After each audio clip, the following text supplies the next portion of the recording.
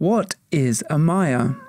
A mire is a wetland in which the dead plant matter of the mire vegetation cannot be decomposed entirely by microorganisms due to the waterlogged site conditions. The plants consist of carbon, which is then sequestered into the mire deposits. We call this dead organic matter peat, and over time, the mire vegetation develops into peatland. Peatlands in the temperate climate region thus grow 0.5 to 1 millimeter in height per year. All over the world, peatlands have developed undisturbed over centuries to millennia and have removed large amounts of carbon from the global carbon cycle. What is the current state of peatlands worldwide? Globally, peatlands cover only 3% of the land surface, but they store twice as much carbon in their peat as all the forests on Earth, which cover 30% of the land surface. Worldwide, only 15% of peatlands have been drained, which is about 0.4% of the global land surface. However, this today causes 5% of all man-made greenhouse gas emissions. The majority of the world's drained peatlands are used for agriculture. Conventional agriculture drains peatlands and manages water levels by digging ditches and installing drainage infrastructure. Drained peatlands are usually used in agriculture for the production of hay or grazing of animals, often in intensive regimes with 2 to 3 cuts per year and high fertilizer application. Peatlands are also converted to arable land for further uses such as maize cultivation for animal feed production or biogas production. Drainage causes the water levels in the peatland to fall, and the once waterlogged peat is exposed to oxygen, allowing aerobic microorganisms to convert the organic substance stored in the peat. Thus, the sequestered carbon is released to the atmosphere as carbon dioxide.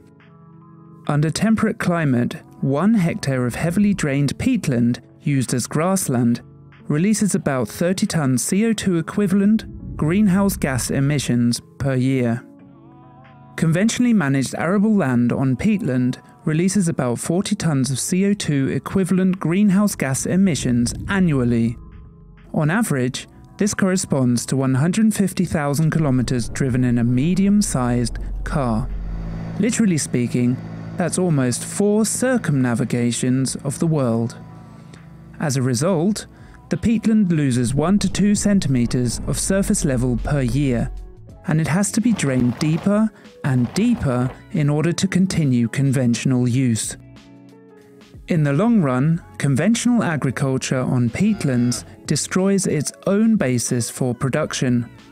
The soil and the operating costs for maintaining drainage and counteracting the deterioration of soil properties increase continuously.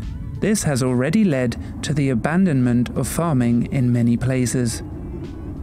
In the agricultural sector, peatlands occupy only a small fraction of the total production area.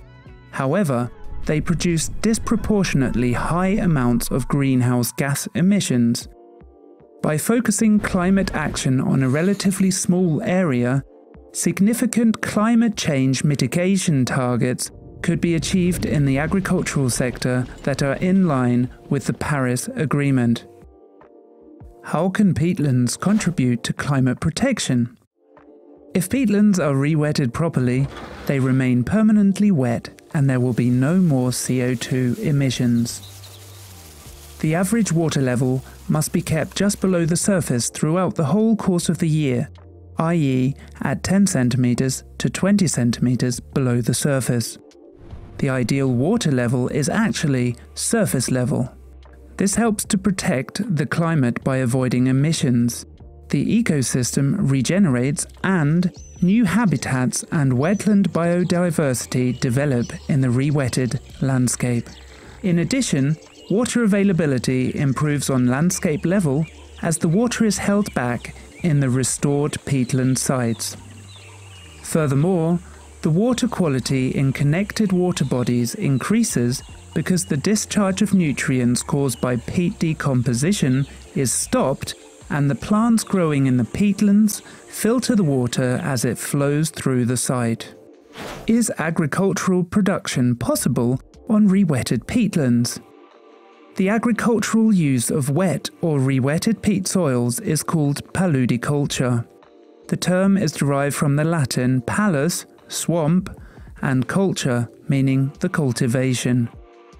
In conventional agriculture on peatland, the site is adapted to the required production.